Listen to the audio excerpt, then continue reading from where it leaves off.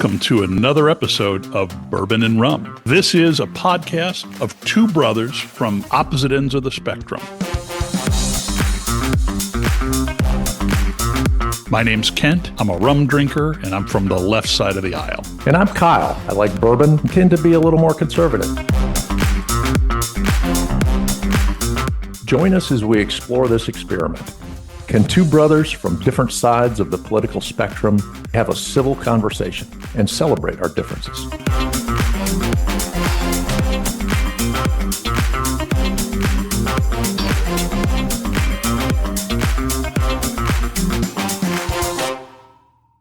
What are you drinking?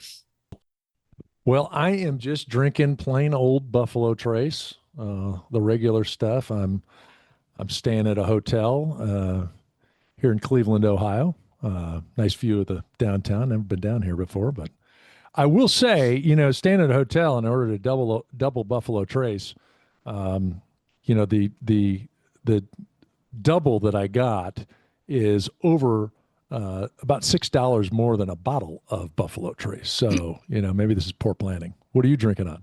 Well, I've got a Zacapa. Oh, good stuff. I did not buy the XO that you recommended. This is their next step down. This is the 23-year Solera. It's not, the whole thing isn't 23 years old, but the oldest in it is 23 years old, and it trickles through that system. So, yeah. Well, the good part about that is at 23, at least you'll taste the alcohol. If you're drinking that XO stuff, you would be thinking you're drinking Kool-Aid until you're completely toasty. It's pretty smooth. It's a really nice sipper. It's really dark, man. Yeah, but it's not overly sweet. I've got one that I queued up that I decided not to drink. I'll catch you next time with it. But a really, literally sugary rum, too much. I had to cut it. It was so much. This is not that. This is really smooth and refined, like an old bourbon.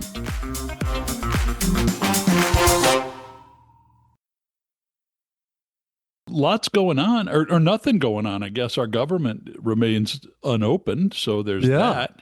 That's and right. You're traveling. Have you had delays? Anything to see with that? I haven't seen any delays. In fact, American Airlines has been on time lately. Maybe we need more government shutdowns. Maybe that's the answer to their on-time departure. It took a miracle or a shutdown of the federal government, one or the other, to get. That's right. Maybe less regulation of the sky or something. Yeah. Breaking as we record this, Dick Cheney passed away today. Yeah, and interesting guy. I probably no surprise that I wasn't a huge fan of how he led us after 9/11, but I was listening to a story on NPR about, he was in Washington when 9/11 all came undone, and they said they carried him to the bunker below the East Wing. By the way, do we have a bunker below the East Wing, or is there's a bunch of crushed up drywall and crap in the bunker now? I don't know. Yeah, possibly. I don't know. Maybe that's the secret. The secret dance floor will be in the bunker. But, a really important figure in history of this country and the world, arguably. So, yeah, I'm not necessarily a fan of everything he's done, but he was, I loved his, you talk about a guy who was calm, cool, and collected. I remember when he was running for re-election, and I think he had to debate John Edwards, and they were like, well, what'd you do today to prep? And he's like, I went fishing. I went fishing this morning and got here, and I'll do this debate. And meanwhile, Edwards was probably cramming up until the last minute. He's just out fishing. Okay. Yeah. Pretty laid back guy. Kind of an unflappable sort of guy. Yeah, totally. Well, the other breaking news, there's been a lot of talk on the right circles, especially. It's all over the news. This Tucker Carlson, Nick Fuentes interview, you may have read about it. I didn't know much about Nick Fuentes, so I did some research and dug into it. And the guy sounds like kind of a jackass. I mean, he says a lot of stuff that is pretty inflammatory, and like some of the Kind of stuff an he internet said. troll of a guy is sort of my read on him. Yeah, and he said some pretty racist type stuff about women and black people. And so, not pretending to espouse anything the guy says, but what I found really interesting this week, he goes on Carlson, and, it sounds like just what I've reviewed of the guy. I mean, there's a lot of objectionable stuff he says, but like the place they went over the top, he's an anti-Semite. They go down this path, and he said whackball, oddball stuff about, like didn't think Hitler was that bad a guy. Like I read, like I think, hard to judge what the hell anybody's thinking. I get the sense he's like a provocateur, and he says stuff to get people's blood boiling. So that's kind of his shtick. But what I found really fascinating, so I didn't watch the interview with Tucker Carlson, but I read the transcript, read about half the transcript until I was, very bored. But as I was reading through it, one of the things I found, so he started his whole podcasting and influence and everything. He was like 18 years old. He was headed to college. And that's when he caught the ire of a lot of the establishment. Like the first thing he said, the first controversial thing he said, I found this fascinating. And this is according to him, so maybe there's other stuff he said. One of the first controversial things he said was Obama was the president at the time, and I guess Obama had endorsed, I forget the characterization of it, but somehow had not objected to a UN Security Council resolution against Israel for settlements in the West Bank. And he's on this podcast and he's like, well, that seems reasonable that, they would be okay with the UN saying they shouldn't settle the West Bank and uproot people and all this. Well, that, like he was a nobody. And I think it was Ben Shapiro at the time saw some comment. Well, he threw it out there and it's like, this guy is a rabid anti-Semite and all this.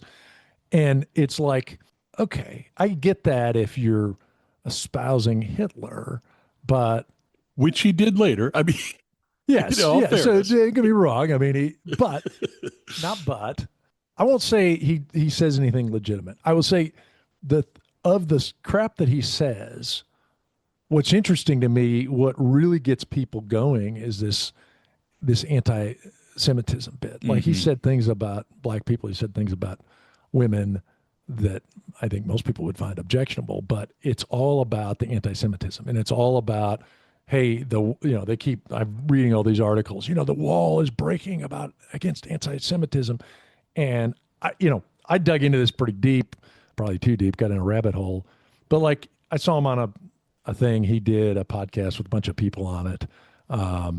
I don't know who the guy's podcast was. It was African American guy's podcast, but they were talking about Hitler and they're talking about the Jews, and one of the things he raised is like there is this push, like the only real bad guy, like well, who's the worst? And he's like, well, Hitler was bad, but Stalin was bad, and he said all these other people are bad, but I think he has a point to a degree that like your outrage of Hitler has to exceed every other murder in history, or else you're, a Holocaust denier or whatever you are. And he said in the podcast, he's like, if I denied the Armenian Holocaust, like, is anybody jumping up and down and saying, you're an Armenian Holocaust denier? That doesn't get the ire of people. And I don't, I just want to be clear. Like, I really don't agree with much of what the guy says, and I don't have a hell of a lot of use for him. But right. I guess my only point is that there is this huge impetus against anybody saying either anything critical of Israel or even suggesting that there is any atrocity in world history not as bad as the Jewish Holocaust. And I don't know, it's kind of an intriguing subject. Curious your thoughts there. Yeah, I actually completely agree with you on this. I think it's very interesting. And again, I mean, I appreciate your disclaimer, but I don't think, we don't. Let's agree that we need not at the end of every sentence, instead of a period, say, and we think Hitler was horrible and the Holocaust was a bad Right. thing. Like, we're Yeah. going to Yeah. stipulate that. Right. And I don't mean to make light of that, but really, like, that's part of the issue. Is that it is interesting to me that Stalin killed as many people, probably more, and so why is it different? Well, admittedly, genocide and hate crimes, this might be a whole nother topic. Does it matter why you killed somebody if you killed somebody? But I mean, I understand. And I think that America has had a historic relationship with Israel. There's a huge Jewish population in this country. We have friends who are Jewish, and it feels more personal than a bunch of Soviet citizens. And not to make equivalency, but it feels more immediate. But I will say it's interesting that you would mention the Armenian genocide, because I have a friend who was a childhood friend who was Armenian. And you talk about a horrible, horrible thing that happened at the hands of the Turks, that in terms of percentages, which, I mean, you hate even saying this stuff, but right, like in terms of the impact on the diaspora of Armenian people, that it was an extraordinary thing. And now, well, you can't really get a consensus in the UN to even agree that it was genocide. Like, that's insane. And so I agree with you. I think it's really interesting, the role that, it's kind of a well-known thing on the internet. Like, arguments devolve naturally to the point where someone gets compared to Hitler. Like, that's Right. how, like, that's Yeah. a meme of how it works. And with good reason, because he was arguably, the figurehead of all of the worst that humanity represents. But he's not alone. And I do think the other side so I agree with you there. I also want to point out about anti-Semitism.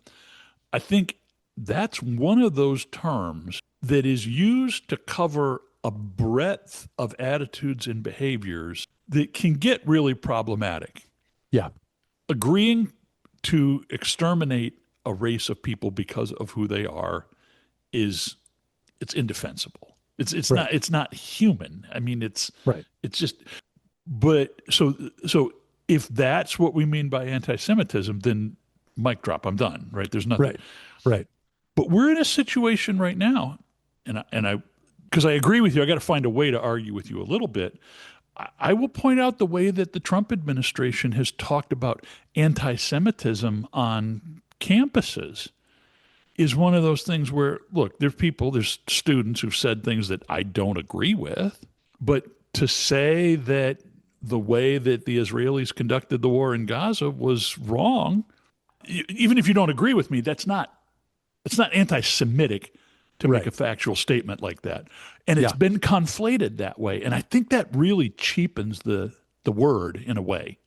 I guess what I'm seeing here with this Fuentes nonsense is it is exposing a wound to a degree of, like, hey, I mean, they've even said, like, we got to keep your finger in the hole in the dam. Like, the dam's got to be there. Like, this is anti-Semitic. We're not gonna tolerate any criticism. And it's like, how intellectually honest is that? I mean, so you're not, like, there's nothing they could do that would stand in the way of you supporting them. I mean, that's not healthy. Well, right. And is that even, I've got man, all these words are so loaded. I just want to be judicious.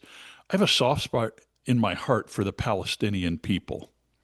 That is not to say that I have a soft spot in my heart for the PLO, nor for what happened, right? But like, I think that the Palestinian people have had a rough go of it, and they've certainly made their mistakes along the way too.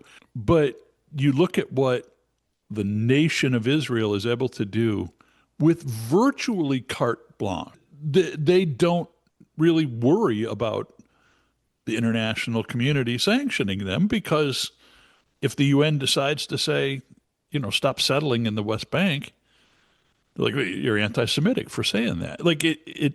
Well, like I have friends in Israel, and I do think, they have a record of being probably more concerned about civilian casualties than the other side is. I mean, they're Probably now, true. Yeah. obviously Gaza has been a disaster, but it's funny. I was watching in my rabbit hole / deep research of this. I saw an interview with Richard Nixon by Ted Koppel. It was probably a couple of years before he died, and Ted Koppel's like, "Why the support for Israel?" And Nixon was like, "Well, it's not strategic." He's like, "There's very little strategic value in Israel from a land location standpoint." He's like, "It's really down to two things. One, it's a democracy in a region that doesn't support democracy. And two, it's the moral indebtedness to what happened in the Holocaust to a degree, something along those lines." Mm-hmm. And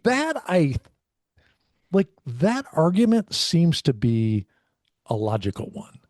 But some of the arguments, and I'm a Christian and I obviously believe Jesus walked the earth in Jerusalem, but like that whole, like there's all kinds of funky end times predictions when it comes to, well, we got to get the Temple Mount to what you've said it before, like, depending on your eschatological viewpoint, there could be like multiple different scenarios that all have to happen in order for Jesus to come back. And like, I guess I don't believe in a God that's limited by what happens geographically in Israel, but Yeah, well, I mean, I completely agree with that, and I do think it's that's actually, you talk about your rabbit hole. That's actually a pretty interesting story. That prior to the creation of the modern state of Israel, I mean, 100% the leadership on that was prominent American Jews. There were Europeans that were helpful in it too. Obviously, you don't mean to take away from that, but a lot of the money came from prominent American Jews, and but it was primarily an initiative by Jewish people to reestablish a Jewish homeland, and it was given. There'd been a movement back, 50 years before that, the 19 teens, there was discussion of this, but now after the Holocaust, you see this on display, and I think Nixon described it really well, kind of how the world felt about it. Like, wow, it is the right time because this is going to keep happening. Because if they get rid of all the Jewish people in Poland, well, next it's going to be, and so creating a permanent homeland. But almost immediately after the creation of the state of Israel, the more conservative parts of Christianity, it was like a lightning bolt. And people who had believed in going out on a limb here a little bit, but in the 20s, you would find people who would talk about end times and Jesus coming back. But you did not see literature at that time of people being like, well, the armies from the north, that's the Syrians, and the armies from the south, that's the Egyptians coming across the Sinai. You know what I mean? yeah, Because nobody thought, like, that didn't really have much traction. You didn't yeah, have people like mapping out battle plans for these things based on Old Testament references. But all of a sudden, like a light bulb goes off when you have the creation of the state of Israel, and people are immediately connecting the dots. I don't mean to suggest that nobody thought that there wouldn't be a literal Armageddon in Palestine before the creation of Israel, but it was not nearly as popular as it was. And all of a sudden, like, wow, now, like, this really could be real. And so then there was a real wave of people going backwards into Revelation, into other prophetic books of the Old Testament, and trying to, again, you got people that have got the National Geographic map in the one hand and the Bible in the other.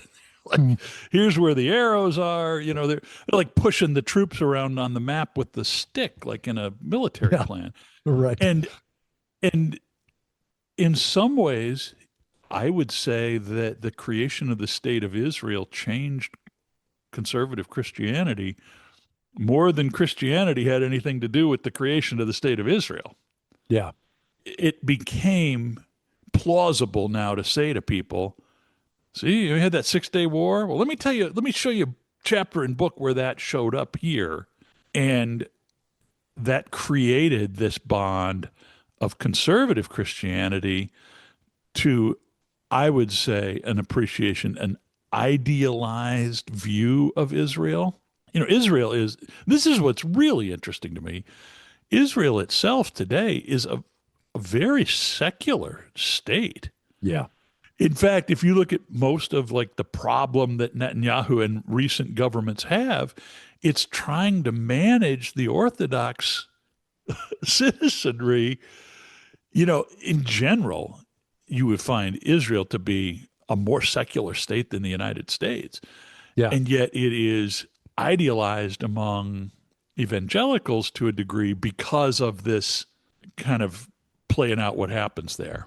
Well, and there's few people that can really articulate the why. Like, I don't know if you saw that clip of Tucker Carlson interviewing Ted Cruz, and he's like, well, why do you support Israel? And he's like, well, it's my faith. And he's like, well, explain that. And it's like, there's no explanation. Like, he doesn't know how to articulate it. And I think a lot of the people that promote that can't do it either. And I don't know. I mean, I guess I'm mixed on that. Like I said, I guess I would identify more with what Nixon said about kind of the two pieces he was talking about, and more of anything is the democracy piece, like having a stable democracy in a region full of autocratic thugs.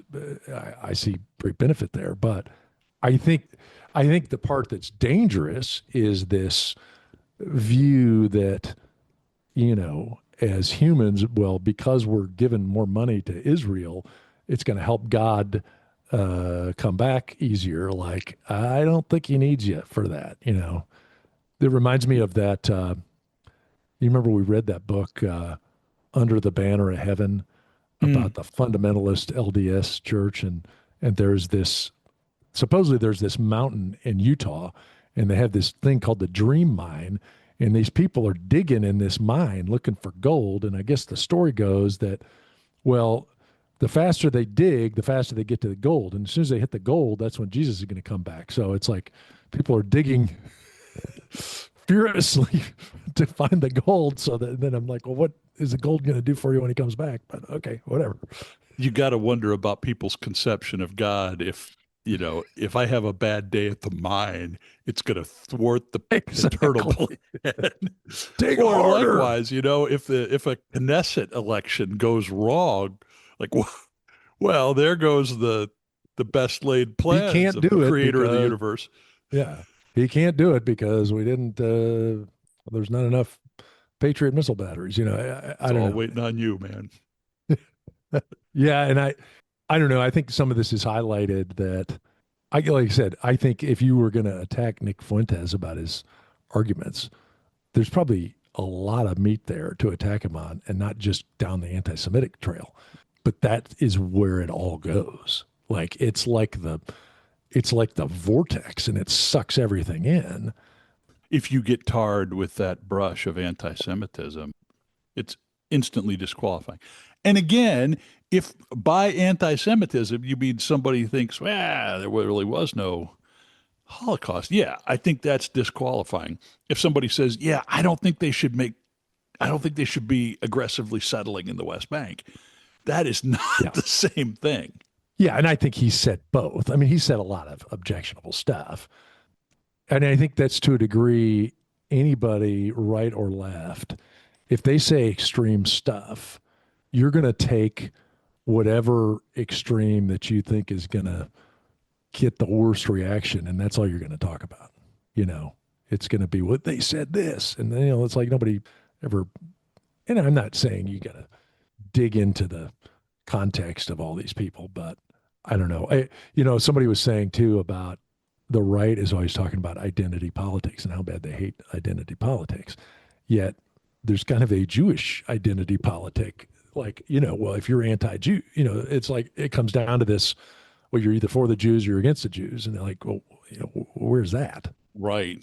I think it's interesting. I'm not trying to shift this, but I do want to point out, I think it's, so today is also election day in a lot of places, Yeah. and looks pretty highly likely like Mamdani is going to win the New York City mayoral election. And that's a really interesting one of people losing their damn minds. I don't know if you saw that some Republicans in Congress were trying to come up with a method to deport Mamdani before he could be sworn in if he happens to win. And it does expose, a guy like that, an avowed socialist, which is not the same thing as a communist, I'll just point out, but that's a long way off from what some conservative Democrats are. And it's been observed that that's going to stretch the Democrat coalition pretty hard. And I think that's true. I guess what I would say, what I think I'm seeing with Tucker Carlson and Nick Fuentes, change my mind on this. The personality of Donald Trump and his ability to connect with the populace has been an attractive enough thing that I think it's pretty well known that lots of Republicans in Washington hate the guy, but they see the power that he wields. And so they all kind of get in line. But what happens when Donald Trump is a lame duck president and they're starting to line up for their own things? J.D. Vance is wants it so bad he can taste it. And are you going to see the same kind of fracturing within Republicans without a Trump to keep all of this broad coalition underneath the tent? It could go really crazy, I think. Yeah, it's going to be interesting to watch what happens. By in 32 when he can no longer run. I'm kidding. Trying to get you fired up. No, I mean, yeah, you bring up a good point. There's a lot of people that are anti-Trump that got on the bandwagon just because, well, he's charismatic enough to win, And honestly, that's a lot of, well, it's funny that was in that Fuentes interview with Tucker Carlson. He didn't like Trump at first because he was a Ron Paul guy initially when he was a young guy. And then he's like, well, but Trump can win. So maybe I'll jump on the bandwagon. I mean, he didn't say that, but that's essentially what he was talking about. And I think there's a degree of that with Mamdani. I don't know that everybody, I mean, he said some pretty wild stuff. I don't know that everybody agrees with that, but, they probably see him as a more viable candidate than Andrew Cuomo. Yeah, Cuomo's interesting. I mean, a really, really smart guy and a good politician, but, he made his own bed, And I mean, I think, Trump endorsed him at the last minute, and I'm like, I don't think that helped him. I mean, if Trump really wanted to upend this thing, he should have endorsed Mamdani, then they would have not voted for him just to be pissed at him. Or Curtis Sliwa, who's been a kind of a pain in the ass to the world for 40 years, who lived on the East Coast. He had a radio show. And I mean, he is just like a talk radio host. If anybody could have done something, he could have gotten out of the way. He could have gotten behind Andrew Cuomo and said, we're going to run this guy as the candidate of normalcy versus crazy land. Yeah. Well, and I mean, is this the first, I mean, from someone from the right saying this, is this the first off the rails leader they've elected in New York City as mayor? I mean, I don't know that he's got a monopoly on that bunch. I mean, No, I mean, it's interesting because I don't know if I would call myself a conservative Democrat. I don't know if I quite qualify for that. Certainly a moderate. And yeah, he's way out there for my taste. Don't get me wrong. But I don't know. I'm talking in circles here, but humor me on this. Again, Trump is like a force of nature. He's going to do what he's going to do, right? He's not moved or changed by what other people think or do. Yeah. What I find really interesting is some of the loudest mouth Republicans in Congress act like, all right, we got Trump for a little while longer. Let's really make a big power grab. Let's really do stuff. Okay, if that's your belief, that's fine. Whenever you saw the news lately, the most recent poll approval for Donald Trump nationwide is 37%. And even if you can continue to hold the House and the Senate and the presidency and the Supreme Court largely by virtue of an electoral college and a Senate system that gives and you know fake elector maps, but you've got a system that 100% biases towards and favors conservative states. Is there no point at which you would say, well, the good news is we've got the gavel. The bad news is 37% of the country is with us. Now's the time to really make our mark. Let's really drive our agenda home. I don't know. Would you not think about moving in a direction that was more inclusive of the country? Well, I mean, you spend all this time to get your people in power to enact your priorities, and then you're going to give up once you get there. I mean, that seems kind of counterproductive. Yes, if we're just talking about, well, people don't love it. I don't know how many people protested at the No Kings Day. Like, do you have zero worry? Like, do you think it's a limitless thing? Can you just ignore what 63% of the country wants?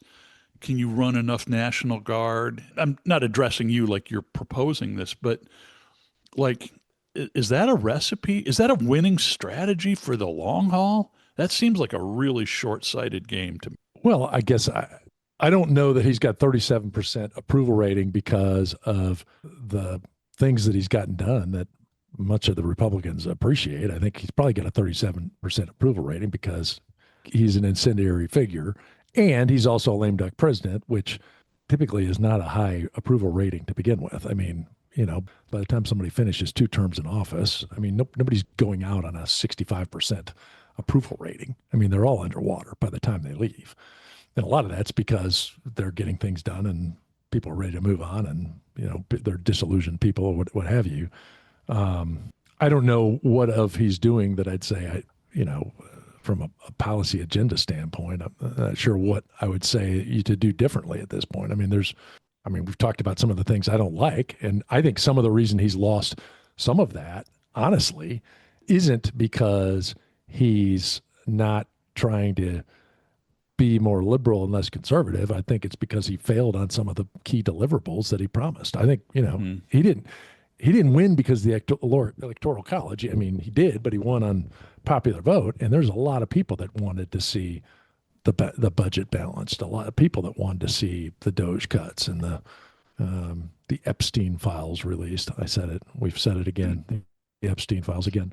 Those are real things. And I think a lot of his approval rating hits are because of those things. So I would almost argue that he didn't do enough, and that's why he doesn't have the approval rating. Yeah, I think that's a fair point. To your point, some of the terrible rating is just because of his personality, maybe more than policy. I just look at it and I'm sorry to interrupt you, but I bet you there's 10% in there on Epstein.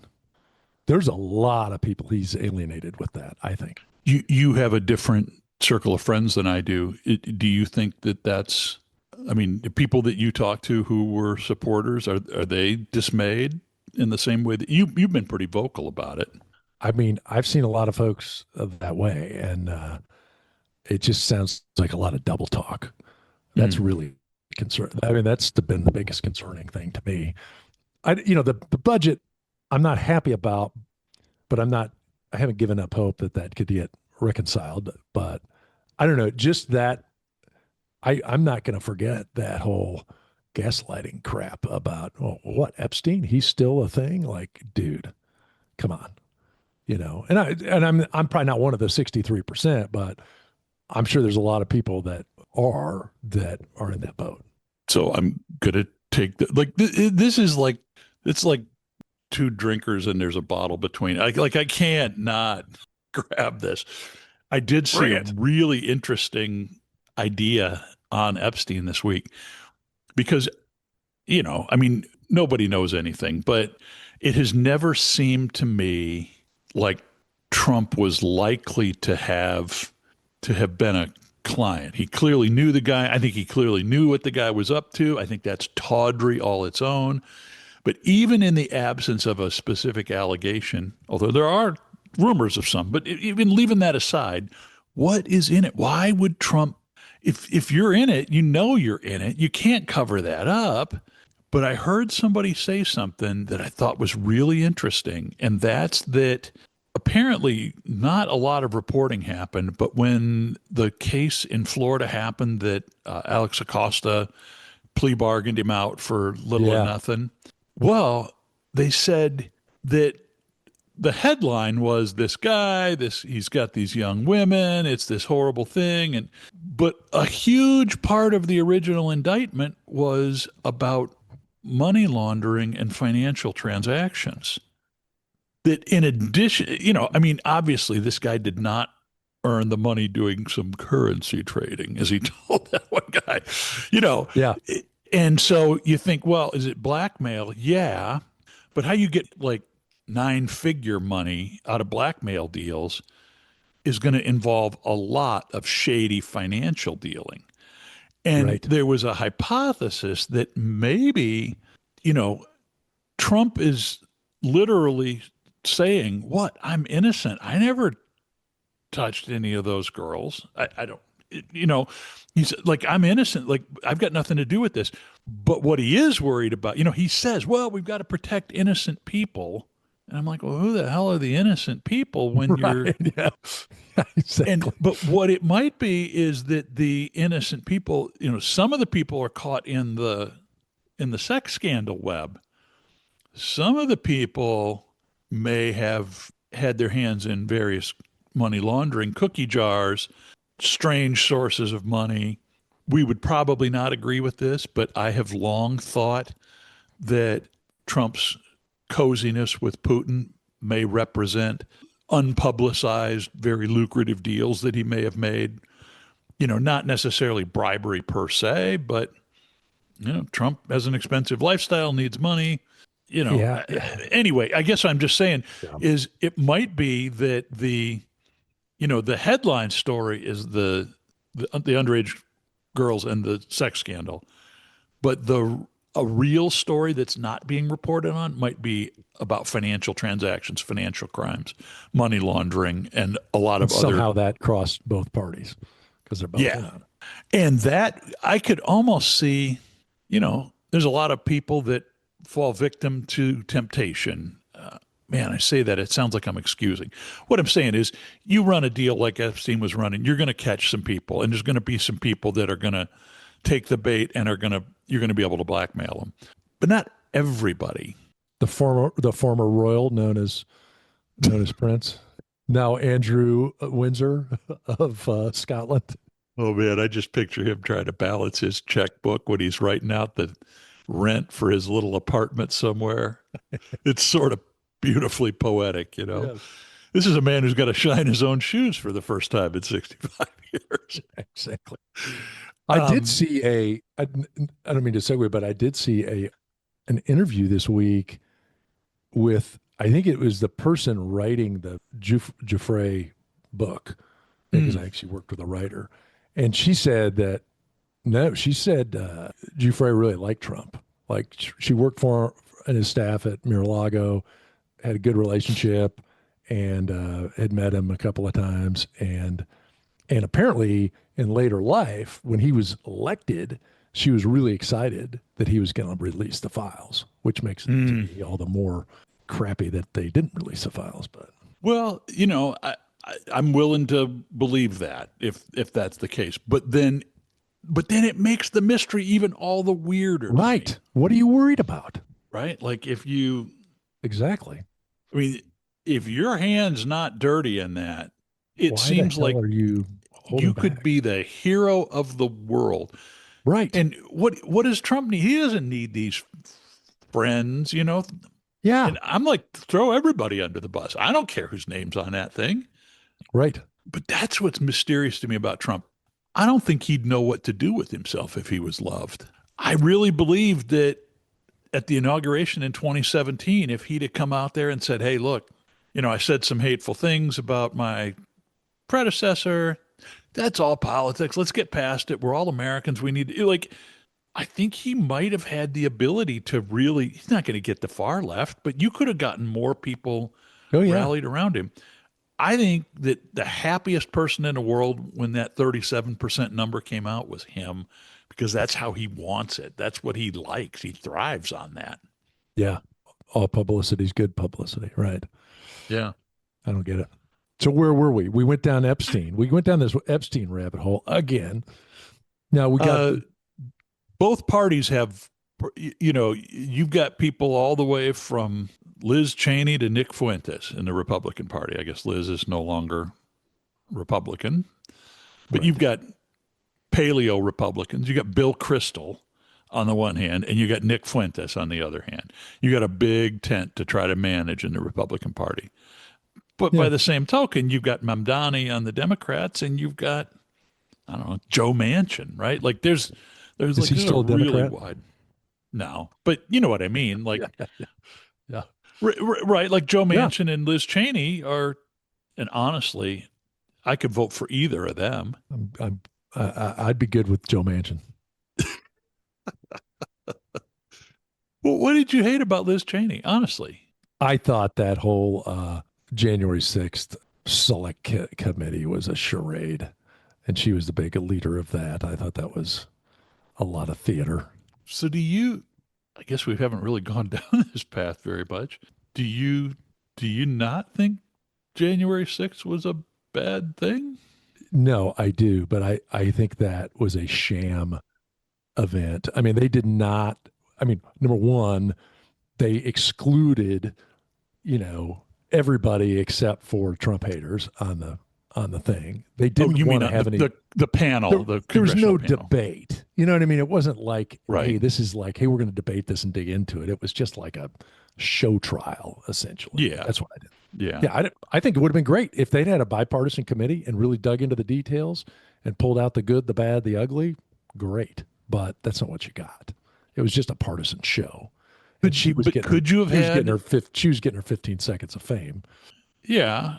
I mean, but could you have had a genuine debate when you've got people that are like, I don't know, there were Congress people and senators that, their offices were under siege. There were people that were sneaking out of the building and downstairs. And then a couple of months later, meanwhile, Trump's like, yeah, well, Kevin, you should have thought of that. Right. And then a month or two later, they're like, oh, well, it's just politics. I don't know, man. There's a lot of weird stuff about that day too, because then you've got these. I mean, I've seen the surveillance videos of the cops, and they're like marshaling people in.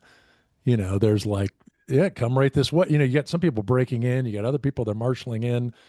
You've had, recently some of the reports came out about how many undercover FBI agents were in the crowd, and I just think there's a lot to it. I don't espouse that it was a great day. I thought it was a horrible day, but it's like anything else. There's a lot more to the story, and that was just a political theater. And honestly, I don't think it could have been done any different because, most of these hearings are complete bullshit. I mean, there is nothing legitimate about any of these hearings. I mean, they haul somebody in, either one side or the other has a beef with somebody, and then, they ask these questions, but none of the questions are meant to be answered. Like they just blather on and make all these accusations. And they're like, can I answer? No. My time's up. Like, okay, this is just stupid. And I think that's why, I mean, not necessarily the January 6th thing, but that show nonsense is why I don't think anybody has any confidence in Congress. I mean, it's just a bunch of goofballs. I don't know. Yeah. It's just not very, It's bad. I would say, though, as little regard as I hold for Speaker Johnson, I would not like crap in his office. Yeah. Just saying that, I hold to a You little know, bit if of. you were not her, you could say, well, at least nobody crapped in my office. It reminds me when I was in the military, I, this is kind of gross, but this guy a buddy of mine that ran another group of troops and, we were in like supply and like he had like office people. And I guess somebody was so disgruntled in his organization that they took a dump on the floor of the bathroom. And I don't know what that means, if that's some type of protest. And he when it happened, he's like, dude, you can't tell the commander I'm going to be in so much trouble. Like, he gets so angry about it. Like, he was worried about how he was going to look as a leader because somebody crapped on the floor in his office building. And so, like, he was trying to cover it up. I'm like, hey, I won't say anything. And then, he was kind of a jerk. And I don't know, maybe 6 months later, he forgot all about our little deal.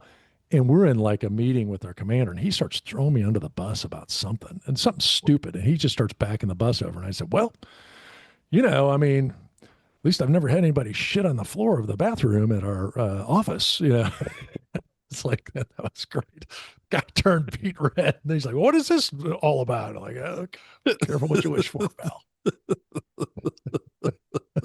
Interestingly, the fact that his first impulse was, how does this affect me? Probably explains the rogue Yes. defecation more than anything. Totally. Yeah, exactly. It says a lot about your leadership style. It's all about me. Yeah, totally. But yeah, who was I listening to? I can't remember. It was a comedian or something. I got to look it up. But this guy was saying they should make a constitutional amendment that if you were a senator, you couldn't run for president. And I can't find it. Somebody is it a threat? We've had one senator. Oh, it was George president. Will. It was George. Okay. George Will said it on Bill Maher, and I think it was like a quip, but he was like, because honestly, he's right, because he's like, because that's the only reason Josh Hawley is a senator, because he's always going to be running for president, because he always runs his mouth in these hearings, and that's true. I mean, that theater you see, a lot of it's because all these guys are trying to position themselves for future office and get a soundbite and get a YouTube short about how powerful they are. Our listeners can't see, but I'm giving the fist up that Josh Hawley gave to the rioters on January 6th, encouraging them. But, that's actually really true, because that guy has been in like a 8-year audition. Yeah. Yeah. And if you're not wore out with them, then, good, you're going to get stuck with them, because no, hopefully not, because that guy, even when I agree with everything he says, it's just like, dude, just shut up, Oh, but that's the thing. They're like, these guys aren't doing anything. They're all just trying out for the next job. And it doesn't seem that it seems less so in the House of Representatives. Yeah, I don't know. Like, I think there's some in the House of Representatives that think they've got the big time in their future. But you're right about the Senate more. I do think, and I'm thinking this through, maybe I don't want to say it because it might not be true, but I feel like more typically the Democrat senators tend to be older. Like, a lot of those people are not running for president. A lot of those people are, well, they made $50 million, making $100,000 a year. So. They can't afford to move into the White House. That's right. But I'm very skeptical of young senators. People with names like Kennedy and Obama, Yes. and Hawley and Cruz, and yeah. Well, Cruz, he's your next nominee to the Supreme Court, Ken. A lifetime appointment of having to listen to him. At least I wouldn't have to see him because they don't have any cameras. But, NPR does those audio clips from the Supreme Court arguments. Honestly, have you watched that? I know you don't watch Tucker Carlson. I don't either, but I'll watch his clips every now and then. Did you see that interview with him and Ted Cruz? No. You got to see it. I mean, usually, I mean, I will give it to Ted. I mean, he's usually pretty good at schooling people in arguments, but I mean, Tucker just calls him out, and it's like he sounds like a bumbling idiot on that interview. He's like, "Why do you want regime change in Iran?" Well, I just do. Well, how many people live in Iran? Well, I don't know. I don't study population tables. He just starts asking him basic questions about Iran. He knows nothing about Iran, but I want regime change. How many people do live in Iran? I'm going to guess 25 million. I think I looked it up just because I was afraid Kent might ask me at some point how many people live in Iran. I think it was like 18, 19 million, something like that. I'm probably wildly, but I'm not going to go on a news show and spout regime We're just change. two guys having a drink talking about it. And we came within about 20% of the population of Iran. Oh, we're way off. 92 million. Okay. Wow. Yeah. Yeah, I stand corrected. So, Of course, I'm not on the Senate Foreign Relations Committee or anything. okay. So speaking of warmongering, So let's not talk about starting a war in Nigeria, but Venezuela. I mean, first of all, let me say this. I am so sick of people trying to make a deal out of protecting our country from drugs. I am sick to death of it. The easiest way to fit, I don't care if it's the Chinese shipping us fentanyl or the Venezuelans shipping us cocaine or whatever. The best way to fix this is not by blowing up boats. It's by asshole Americans quitting using drugs. This is a demand side problem. This, ladies and gentlemen, is the Democratic Party of 2025. We stand with drug smugglers in the Caribbean. No, I stand with the problem is a demand side problem, is what I'm saying. Yeah, don't disagree with that. But at the same time, cutting supply is beneficial as well. Yeah, if you indeed do cut supply. But if what you do is you make a lot of TV out of the thing, and I'm just going to go out on a limb that those two speedboats that they splashed probably did not represent a significant portion of the drugs that were being smuggled in. Well, how big of a problem is drug use in Singapore? Probably not very big. The landing card, when you land and they give you the landing card, you fill out your name and flight number, big letters on the bottom of the card, death to drug smugglers. In case there's any indication what's going to happen, you bring in drugs in there. Now, I'm not advocating we become Singapore. I don't really I was saying, isn't this the place that they flog people for chewing gum? Yeah, that's right. That's right. Or I visited during COVID, and it was a $400 fine. There might have been some type of incarceration and deportation if you were caught outside not wearing a mask. So, and honestly, wearing a mask in a country when it's 90 degrees and it's 95% humidity and rains half the day, it's basically like getting waterboarded throughout the day, so yeah, it's not fun.